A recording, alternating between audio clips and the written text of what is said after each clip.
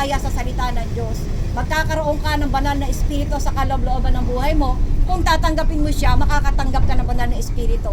At hindi namin nakikita kung paano yan lumalago sa loob ng buhay mo. Pero ikaw mararamdaman mo dahil magagalit ka na sa kasalanan.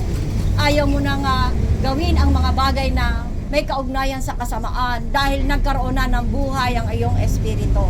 Paano darating ang pananampalataya? Ang pananampalataya darating sa pamamagitan ng pakikinig at pakikinig ng salita ni Kristo. Kaya pupunta ka sa salita ni Kristo upang yung pananampalataya na yan na walang iba kundi siya ay mabuhay. Siya po ang pananampalataya. Siya ang gagawa at lilikha ng kanyang sarili sa kaloob-looban ng iyong buhay. Wala pong taong makakagawa niyan.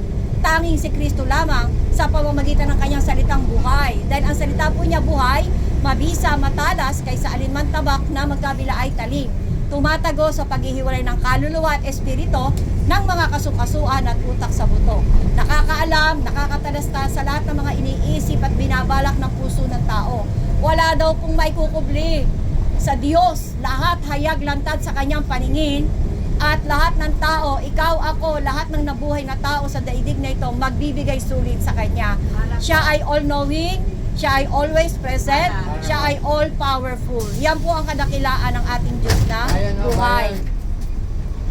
Ngayon po, naitanong mo na po ba sa sarili mo kung nasaan ang Espiritu ng Kristo nung siya ay nakalibing ng 3 araw at 3 gabi sa loob ng isang kuweba?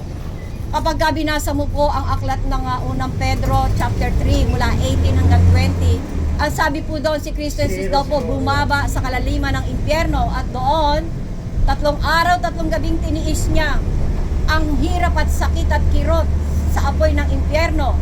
Tulad ng paghihirap at pagtitiis niya sa kirot, hapdi at sakit doon sa krus ng Kalbaryo nang siya ay ipako sa krus.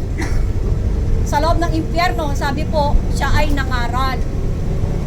At pagkaraan ng 3 araw, nakuha niya na ang susi ng kamatayan, nakuha niya na ang susi ng impyerno, kaya ang lahat ng mga sasampalataya sa kanya ng tunay, dalisay at may buhay, ay hindi nahahatulan. Sabi po ng aklat ng Roma 8:1. Wala nang kahatulan ang mga taong mayroong pananampalataya kay Kristo. Kaya po mahalaga ang pananampalataya. Diyan po nakasalalay ang gagawin ng Diyos kung ikaw ay kanyang tatatakan at seselyuhan ng kanyang banal na espiritu. Pagkaraan ng 3 araw at 3 gabi, siya ay muling nabuhay. Nagpakita sa mga apostol, pagkaraan ng 40 araw, umakyat niya sa langit. Ang Panginoong Hesus po, napakadakila ng kanyang ginawa.